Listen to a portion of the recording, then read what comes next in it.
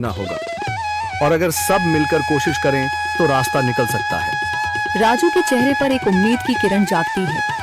हाँ बाबा जी, अगर सब मिलकर काम करें तो हम पानी ढूंढ सकते हैं। हमने पहले कभी यह कोशिश ही नहीं की। लेकिन इतनी कठिन जमीन में नया कुआं खोदना आसान नहीं। मुश्किल जरूर है, नामुमकिन नहीं। अगर हम मिलकर काम करें तो ये हो सकता है। राजू खड़ा हो जाता है।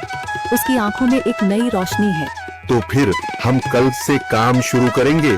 मैं गांव के सभी युवाओं को इकट्ठा करूंगा।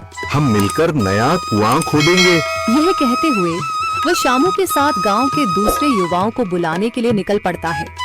कहीं दूर से गरज की हल्की सी आवाज आती है, जैसे आकाश ने उनकी उम्मीदों की गवाही दे दी हो।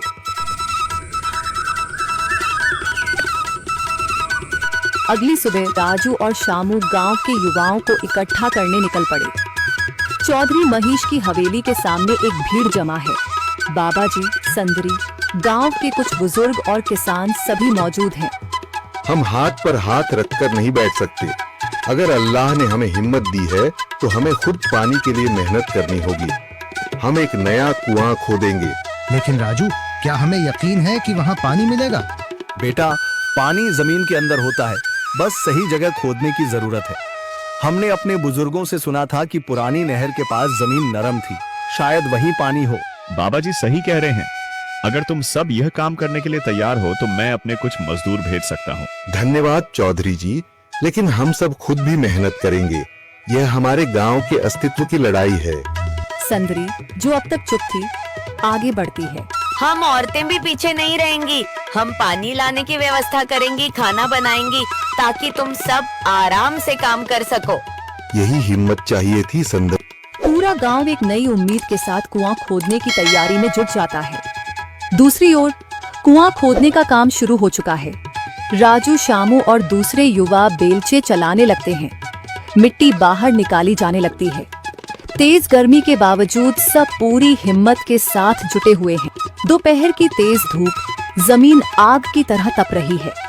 गांव के लोग लगातार कुआं खोदने में जुटे हैं। हाथ छिलने लगे हैं, माथे से पसीना बह रहा है, मगर किसी ने हार नहीं मानी। महिलाएं पानी और सत्तू लेकर आती हैं ताकि पुरुषों को कुछ राहत मिले। हमें और गहराई तक जाना होगा। अब तक सिर्फ सूखी मिट्टी और पत्थर ही निकल रहे हैं। राजू, यह बहुत कठिन काम है। अगर हमें पानी न मिला। अल्लाह मेहनत करने वालों को कभी निराश नहीं करता बेटा। तुम सब अपनी कोशिश जारी रखो, पानी जरूर निकलेगा। हिम्मत मत हारो। अगर अब रुक गए तो फिर कभी पानी नहीं मिलेगा। सभी फिर से जोश में आकर काम में जुट जाते हैं, मगर सूरज की तपिश बढ़ती जा रही है और कई लोगों की सांसें तेज चलने लगती हैं। तभी एक तरफ से रामलाल और उसके आदमी हंसते हुए आते हैं। अरे भाई, तुम्हें लगता है कि जमीन तुम पर रहम करेगी? हाँ हाँ, ना समझ लोग, ये सब बेकार की मेहनत है। रामलाल, हमारा हौसला मत तोड़ो। अगर तुम मदद नहीं कर सकते तो कम से कम मजाक भी मत उड़ाओ। मदद? हाँ, मैं अपने कुएं का पानी बेच सकता हूँ, मगर मुफ्त में नहीं दूंगा।